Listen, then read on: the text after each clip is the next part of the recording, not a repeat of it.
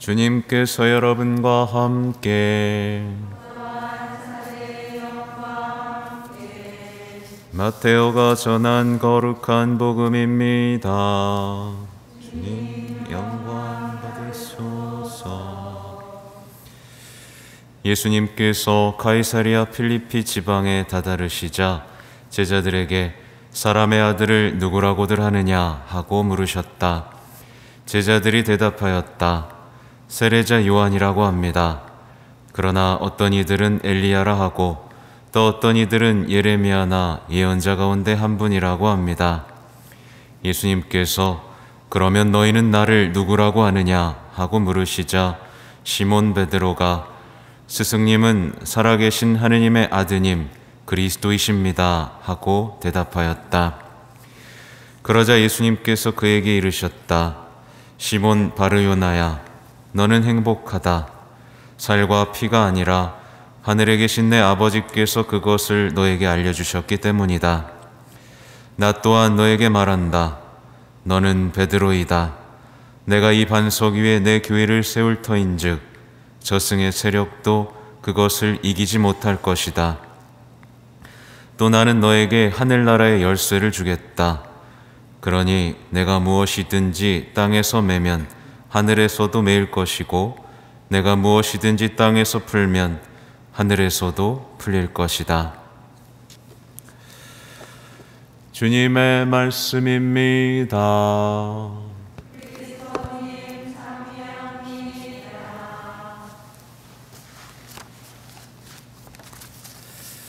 전미 예수님, 네, 반갑습니다. 오늘 복음에는 우리가 익숙하게 들어왔던 복음이죠. 근데 오늘 제가 주목하고 싶은 부분은 시몬 바르요나야, 너는 행복하다 라는 부분입니다.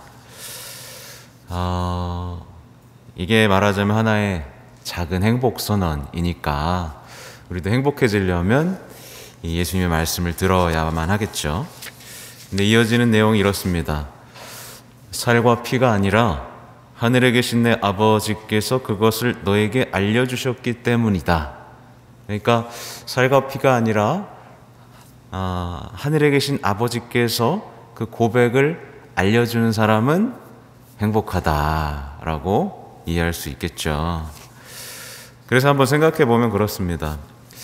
어떤 남의 말이나 소문을 통해서 자신의 신앙을 고백하는 사람은 행복하지 않아요. 그렇죠? 예. 예수님 뭐 그런 사람이라며? 이런 사람 행복한 사람 못 봤고, 또 자신이 어떤 살아온 체험과 신념 속에서 신앙은 이런 거야 라면서 고백하는 사람도 행복하지가 않습니다. 행복하지가 않아요.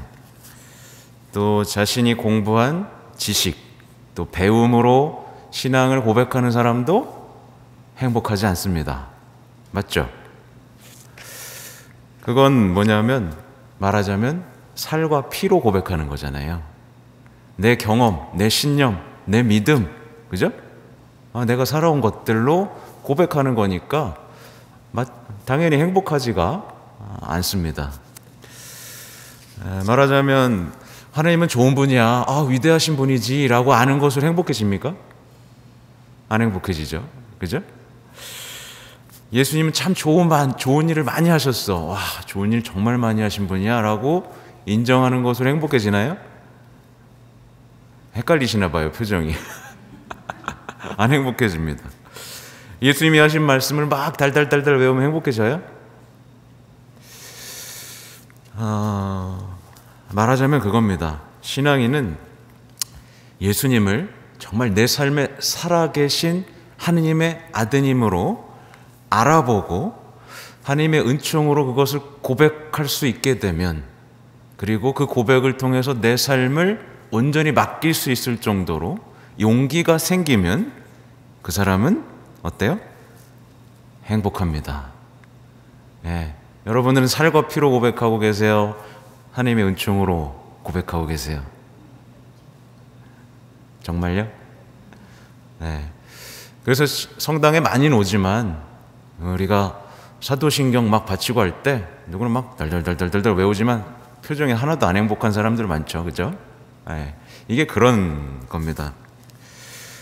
우리는 이 거저 주시는 은총, 고백할 수 있도록 하늘에서 내려주시는 이 은총을 받을 수 있도록 준비되어야 되는데, 이 고백은 어디를 통해서 오죠? 교회를 통해서 오는 겁니다. 예, 교회의 믿음을 통해서 전해지는 거고, 은총도 교회를 통해서 쏟아지는 겁니다.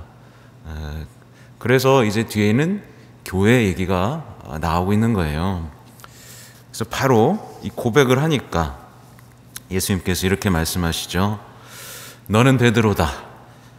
내가 이 반석 위에 내 교회를 세울 터인즉 저승의 세력도 그것을 이기지 못할 것이다 라고 말씀을 하시죠. 말하자면 베드로가 고백을 하니까 예수님이 뭐 하시는 거예요? 예언을 하시는 겁니다.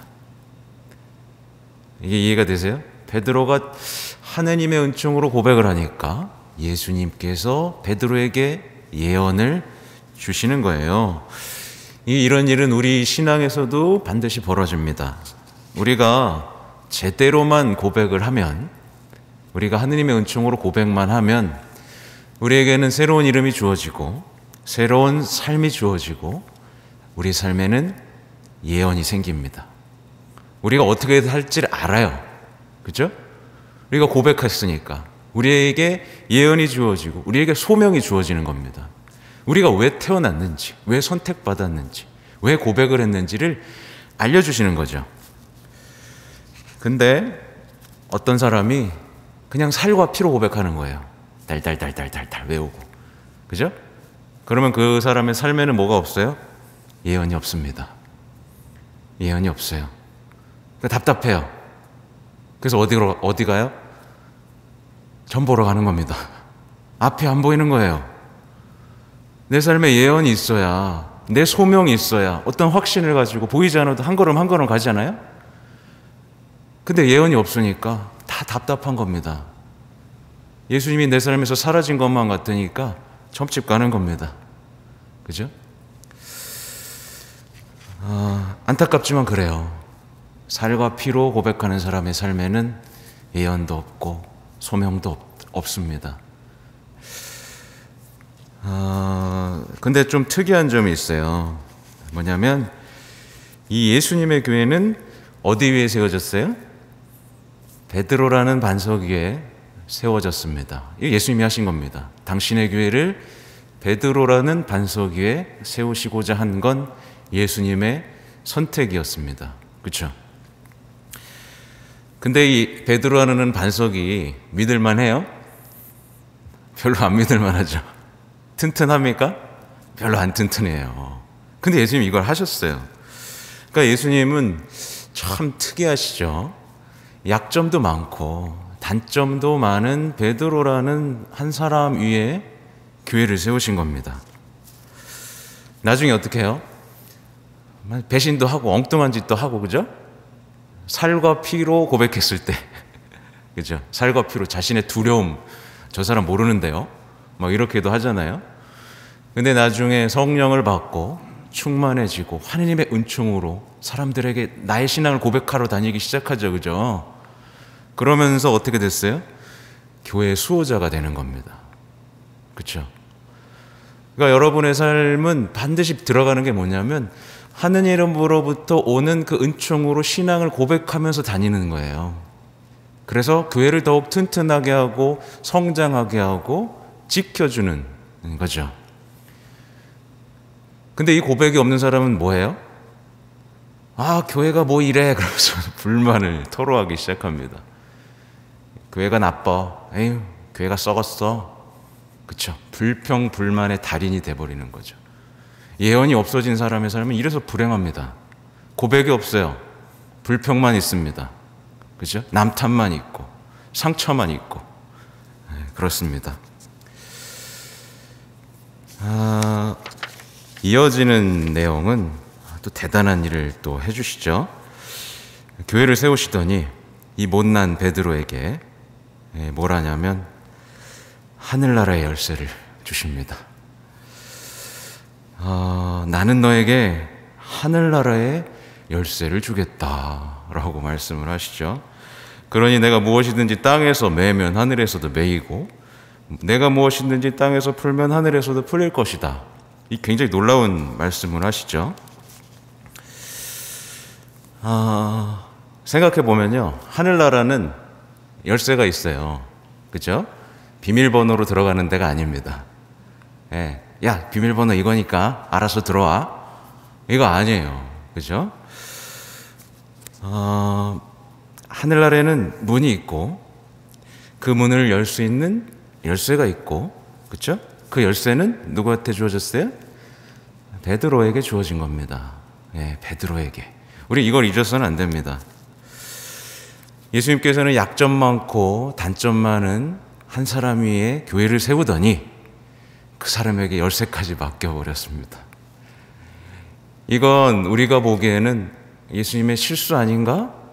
라고 생각할 수 있지만 예수님의 선택이었던 거죠.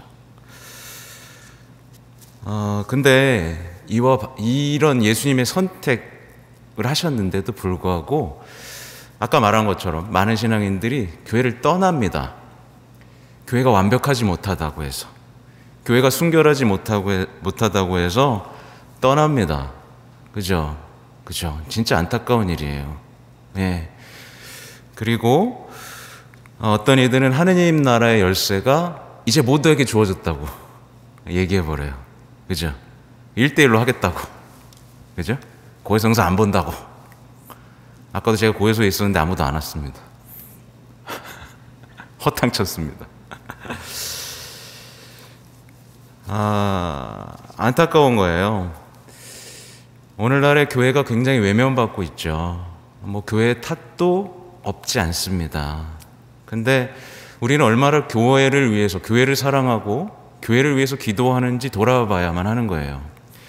오늘날의 팽배한 사고는 뭐냐면 교회의 반석이 뭔가 잘못되잖아요. 그럼 그를 위해서 기도해 줘야 되죠. 그죠? 근데 그게 아니라 깨버립니다. 깨버리고 자신의 뜻대로 교체해 버리려고 합니다. 예. 다 바꿔야 돼. 자신의 생각대로. 그래서 어디 위에 세울 건데요? 어디 위에 세우겠다는 거예요? 예. 그래서 세상 교회 보면은 반석 위에 세운 게 아니라 자신의 뜻 위에 세운 교회들 너무나 많습니다. 그죠? 그거 다 무너질 겁니다. 예. 반석 위에 세워진 교회만 영원히 지속될 겁니다. 우리는요, 예수님의 선택을 믿어야 돼요. 예수님이 우리보다 지혜롭다는 것을 받아들여야만 합니다. 반석 위에 세워진 교회를 지켜주시겠다고 했고, 인간의 약함 속에서 하나님의 계획을 이루시겠다고 한 그 하나님의 의지에 우리가 동참해야만 하는 거죠. 생각해 보면요, 이제 하늘나라에 다시 집중해 보면, 하늘나라의 문은 좁은 문이라고 우리 기억하고 있죠? 좁은 문입니다. 근데 하늘나라의 문이 탁 닫히면 들어갈 수 있어요, 없어요? 못 들어갑니다. 우리 성경에서 많이 봤죠? 하늘나라의 문은 항상 열려있는 게 아니라 어느 순간 딱 닫혀요. 그러면 막 두들겨서 저예요, 문 열어주세요. 그러면 대답이 뭐라고 들려와요? 너 누구냐? 나 너 모르는데. 그죠?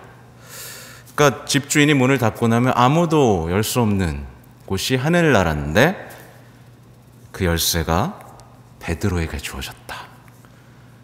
열쇠를 자주 이용해야겠죠? 네, 자주 이용해야 됩니다. 또 생각해 볼 건 하늘의 문이라고 불리는 분이 있어요. 누구죠? 성모님이죠. 그렇죠?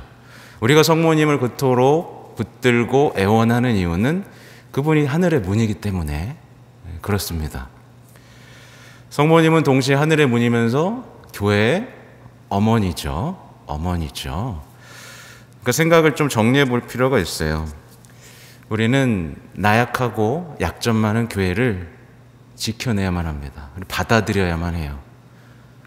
그렇게 나약하고 약점 많지만 그 약점 많은 교회를 지키고 있는 분이 바로 어머니이기 때문에, 그렇죠? 어머니이기 때문에.